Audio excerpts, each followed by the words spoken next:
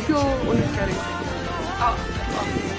Okay. Hoe hard het jy gewerk om dit te kry? Ek het nou van graad 10 af eintlik gemik die einddoelpunt van 8. Waar gaan jy swat? Ek gaan dit doen in Pretoria toe, ja. En ek gaan genetika gaan swat. Alright.